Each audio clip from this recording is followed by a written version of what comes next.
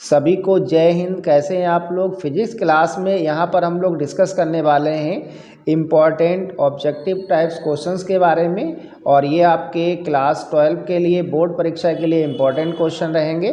तो देखो यहाँ पर हमने पहला क्वेश्चन मेंशन किया है कि एक धन आवेशित वस्तु में आपको बताना है कि पहला ऑप्शन है कि न्यूट्रॉनों की अधिकता होती है, इलेक्ट्रॉनों की अधिकता होती है, इलेक्ट्रॉनों की कमी होती है, या प्रोटॉनों की कमी होती है।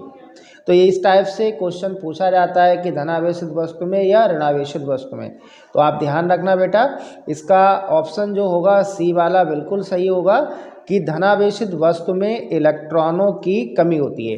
धनावेशित वस्तु में क्या होगा, इलेक्ट्रॉनों की कमी होती है। और एक चीज़ और ध्यान रखना, प्रोटॉनों की अधिकता होती है। तो आप लोग नोट कभी करते रहना कि धनावेशित वस्तु में इलेक्ट्रॉनों की कमी होती है और प्रोटॉनों की क्या होती है, अधिकता होती है। देखो नेक्स्ट क्वेश्चन हम लोग देखेंगे। नेक्स्ट क्वेश्चन है, कह रहा है दो समरूप धातु के गोलों को क्रमशः +Q तथा -Q आवेश दिए गए हैं। तो पहला ऑप्शन है दोनों गोलों के द्रव्यमान बराबर होंगे। बी ऑप्शन है धनावेशित गोले का द्रव्यमान ऋणावेशित गोले के द्रव्यमान से कम होगा। और सी ऑप्शन है ऋणावेशित गोले का द्रव्यमान धनावेशित गोले के द्रव्यमान से कम होगा। या डी ऑप्शन है इनमें से कोई नहीं। ठीक है, तो आप लोग कमेंट भी करते रहें कौन सा आंसर इसका सही होगा। तो देखिए, दो समरूप धातु के गोलों को क्रमशः +Q तथा -Q आवेश दिए गए हैं। तो इसका बी ऑप्शन बिल्कुल सही होगा कि धनावेशित गोले का द्रव्यमान ऋणावेशित गोले के द्रव्यमान से कम होगा। तो इसका बी ऑप्शन सही होगा। देखिएगा, नेक्स्ट क्वेश्चन जो हमने लिया है ये बहुत इंपॉर्टेंट है और बहुत ज़्यादा एग्जाम में पूछा जाता है। न्यूमेरिकल टाइप से भी पूछा जाता है और ये ऑब्जेक्टिव में भी बहुत ज़्यादा पूछा जाता है। तो तीसरा क्वेश्चन है कि एक कूलाम आवेश में इलेक्ट्रॉनों की संख्या होगी। एक कूलाम आवेश में इलेक्ट्रॉनों की संख्या होगी। तो देखो, अगर हम आपको समझाना चाहें तो यहाँ पर जो आपको चार्ज दिया है वो 1 कूलाम है। इलेक्ट्रॉनों की संख्या पूछी है तो n = फार्मूला क्या होता है, Q/E होता है, Q बराबर NE से। अब देखो आवेश कितना है, 1 कूलाम है, और E का मान कितना होता है 1.6 × 10⁻⁻19 कूलाम। ठीक है, ये होगा।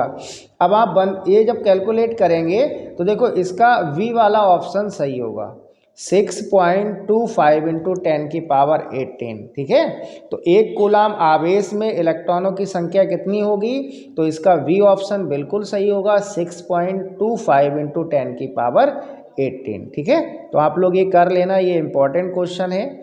देखो नेक्स्ट क्वेश्चन है कि वैद्युशीलता का SI मात्रक है। वैद्युशीलता का SI मात्रक बताना है आपको। वैद्युशीलता यानी कि ε0। तो ε0 यहाँ से आप डायरेक्ट भी लिख सकता था कि ε0 का SI मात्रक होगा। तो देखो इसमें पहला ऑप्शन है कूलाम स्क्वायर पर newton metre square. V option है न्यूटन मीटर स्क्वायर पर कूलाम स्क्वायर। और सी ऑप्शन है न्यूटन पर कूलाम। और डी ऑप्शन है न्यूटन वोल्ट पर मीटर स्क्वायर। तो आप लोग कमेंट भी करते रहा करें बेटा। ठीक है, तो देखो यहाँ पर ε0 बराबर होता है क्या, आपने फार्मूला पढ़ा होगा वैद्युत बल का कि F बराबर होता है 1/4πε0। F बराबर क्या होता है 1/4πε0 × Q1 Q2/r²। तो अगर वहाँ से आप ε0 का फार्मूला बनाएंगे तो क्या होगा 1/4π। ठीक है, और क्या आएगा Q1 Q2/F × r², ये आ जाएगा। तो देखो Q1 Q2 ये आवेश है, तो Q1 का मात्रक क्या होगा कूलाम × कूलाम, तो ये हो जाएगा कूलाम स्क्वायर पर न्यूटन मीटर स्क्वायर। तो इसका फोर्थ वाले का फर्स्ट ऑप्शन बिल्कुल सही होगा, कूलाम स्क्वायर पर न्यूटन मीटर स्क्वायर। देखिएगा, अगला देखते हैं क्वेश्चन नंबर 5। और क्वेश्चन नंबर 5 है आपका, कह रहा है एक इलेक्ट्रॉन को दूसरे इलेक्ट्रॉन के समीप एक इलेक्ट्रॉन को दूसरे इलेक्ट्रॉन के अधिक समीप लाने पर निकाय की वैद्युत स्थितिज ऊर्जा पहले में है घटती है, बी ऑप्शन है बढ़ती है, सी ऑप्शन है उतनी ही रहती है, डी ऑप्शन है शून्य हो जाती है। तो 5 वाले का जो सही ऑप्शन होगा वो बी सही होगा, बढ़ती है। यानी कि एक इलेक्ट्रॉन को दूसरे इलेक्ट्रॉन के अधिक समीप लाने पर निकाय की जो स्थितिज ऊर्जा होगी वो क्या होती है बेटा, बढ़ती है। तो इसका बी ऑप्शन बिल्कुल सही होगा। देखिएगा नेक्स्ट क्वेश्चन देखते हैं, क्वेश्चन नंबर 6 कह रहा है वैद्युत क्षेत्र की तीव्रता का मात्रक है। ये इंपॉर्टेंट क्वेश्चन रहेगा, वैद्युत क्षेत्र की तीव्रता का मात्रक है। तो पहला ऑप्शन है मीटर पर वोल्ट, बी ऑप्शन है जूल पर मीटर, और सी ऑप्शन है कूलाम पर न्यूटन, और डी ऑप्शन है आपका न्यूटन प्रति कूलाम। तो देखो वैद्युत क्षेत्र की तीव्रता का मात्रक पूछा गया है, तो यहाँ पर जो इसका डी वाला ऑप्शन होगा वो बिल्कुल सही होगा, न्यूटन प्रति कूलाम। यानी कि ई बराबर क्या होता है, एफ अपॉन क्यू होता है, तो न्यूटन पर कूलाम होगा। 6 का डी ऑप्शन सही होगा। और देखो यहाँ पर हमने नोट करके भी लिखा है कि वैद्युत क्षेत्र की तीव्रता का एक और मात्रक होता है वोल्ट पर मीटर। तो वैसे इसका डी ऑप्शन सही होगा, लेकिन ये भी आप नोट करके लिख लेना वोल्ट पर मीटर। देखिएगा नेक्स्ट क्वेश्चन, क्वेश्चन नंबर 7 है, कह रहा एक वैद्युत क्षेत्र को विक्षेपित कर सकता है। ए ऑप्शन है अल्फा किरणों को, एक वैद्युत क्षेत्र विक्षेपित कर सकता है। पहला ऑप्शन है एक्स किरणों को, बी ऑप्शन है न्यूट्रॉनों को, सी ऑप्शन है अल्फा कणों को, और डी ऑप्शन है गामा किरणों को। तो आपको बताना है कि इसका सही ऑप्शन कौन सा होगा। तो 7 का सही ऑप्शन होगा सी, कि एक वैद्युत क्षेत्र विक्षेपित कर सकता है अल्फा कणों को। तो सी ऑप्शन इसका बिल्कुल सही होगा। देखिएगा नेक्स्ट क्वेश्चन है आपका क्वेश्चन नंबर 8, कह रहा है एक प्रोटॉन तथा एक इलेक्ट्रॉन एक समान वैद्युत क्षेत्र में स्थित है। यानी कि एक प्रोटॉन है और एक इलेक्ट्रॉन है, एक समान वैद्युत क्षेत्र में स्थित हैं। तो आपको बताना है कि इसमें से कौन सा ऑप्शन सही होगा। पहला है आपका उन पर लगने वाले वैद्युत बल बराबर होंगे, बी ऑप्शन है बलों के परिमाण बराबर होंगे, सी ऑप्शन है उनके त्वरण बराबर होंगे, और डी ऑप्शन है उनके त्वरण के परिमाण बराबर होंगे। तो 8वें का आपको बताना है कौन सा ऑप्शन सही होगा। कह रहा है एक प्रोटॉन है और एक इलेक्ट्रॉन एक समान वैद्युत क्षेत्र में स्थित हैं। तो 8वें का वी ऑप्शन बिल्कुल सही होगा। बलों के परिमाण कैसे होंगे बेटा, बराबर होंगे। तो 8वें का वी ऑप्शन एकदम सही होगा। वी ऑप्शन क्या होगा, सही होगा। देखिएगा नेक्स्ट क्वेश्चन देखते हैं, क्वेश्चन नंबर 9 है कि विद्युत विभव का मात्रक है। ये भी क्वेश्चन आपका इम्पोर्टेंट रहेगा। विद्युत विभव का मात्रक है, पहला ऑप्शन है जूल प्रति कूलाम, बी ऑप्शन है जूल कूलाम, और सी ऑप्शन है कूलाम प्रति जूल, और डी ऑप्शन है न्यूटन प्रति कूलाम। तो वैद्युत विभव का आपको मात्रक बताना है। तो वैद्युत विभव अगर हम बात करें, बी बराबर क्या होता है भाई, W अपॉन Q होता है, और W क्या है आपका वर्क है, वर्क का मात्रक क्या होगा, जूल होगा, और Q क्या है, आवेश है, इसका मात्रक कूलाम होगा। तो इसका 9 का पहला ऑप्शन बिल्कुल सही होगा, जूल प्रति कूलाम।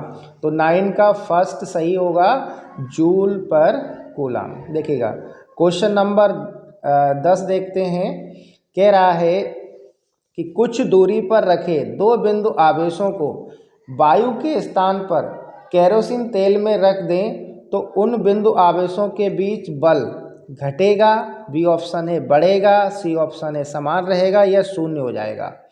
तो इसका ए ऑप्शन सही होगा, घटेगा। ए ऑप्शन क्या होगा, सही होगा, इसका आंसर घटेगा। ठीक है, तो आप लोग इनको नोट करते रहें। क्वेश्चन नंबर 11 देखिएगा, क्वेश्चन नंबर 11 क्या कह रहा है भाई, कह रहा है कि किसी विद्युत रोधी माध्यम का परावैद्युतांक के हो सकता है। किसी विद्युत रोधी माध्यम का परावैद्युतांक के हो सकता है। क्वेश्चन नंबर 11 ए ऑप्शन है -3, बी ऑप्शन है 0, सी ऑप्शन है 0.7 और डी ऑप्शन है 6। तो 11 में आपको बताना है इसका कौन सा आंसर सही होगा।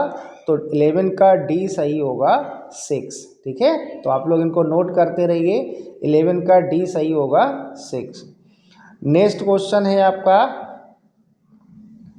Question number 12। कह रहा है वैद्युत द्विध्रुव आघूर्ण एक वेक्टर होता है जिसकी दिशा होती है, आपको दिशा बतानी है। ये बहुत ज़्यादा क्वेश्चन पूछा गया है कि वैद्युत द्विध्रुव आघूर्ण एक वेक्टर होता है जिसकी दिशा होती है। ए ऑप्शन है धन से ऋण आवेश की ओर, बी ऑप्शन है ऋण आवेश से धन आवेश की ओर, और सी ऑप्शन है ए और बी दोनों, और डी ऑप्शन है इनमें से कोई नहीं। तो देखो यहाँ पर आप लोग ध्यान रखना, क्योंकि वैद्युत द्विध्रुव आघूर्ण इंपॉर्टेंट क्वेश्चन है, आप लोग उसको थ्योरेटिकल भी करके जाएंगे। और अगर इस क्वेश्चन की बात करें कि वैद्युत द्विध्रुव आघूर्ण एक वेक्टर होता है जिसकी दिशा होती है, तो इसका बी ऑप्शन एकदम सही होगा, ऋण से धन आवेश की ओर। तो 12 का बी सही होगा, ऋण से धन आवेश की ओर। अगला क्वेश्चन देखते हैं, क्वेश्चन नंबर 13। कह रहा है वैद्युत आवेश कैसी राशि है।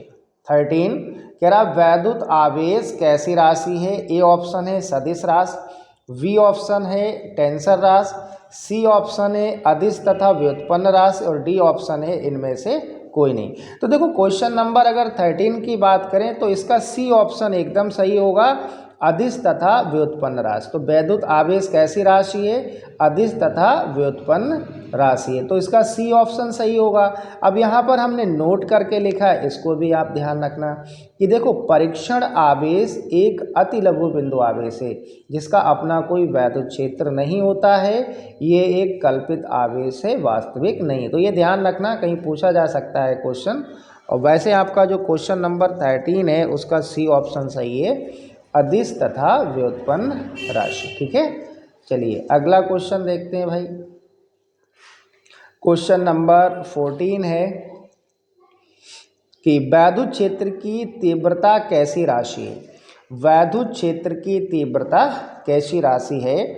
पहला ऑप्शन है अदिश राशि, बी ऑप्शन है सदिश राशि, सी ऑप्शन है ए एंड बी दोनों, और डी ऑप्शन है इनमें से कोई नहीं।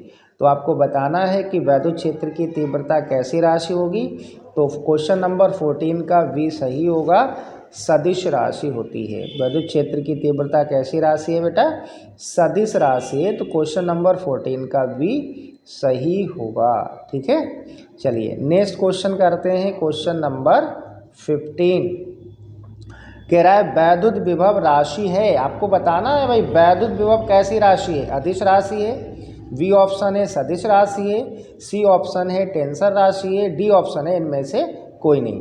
तो देखो 15 का या हम कहें क्वेश्चन नंबर 15 का पहला ऑप्शन सही होगा, अदिश राशि है। वैद्युत विभव एक अदिश राशि होती है।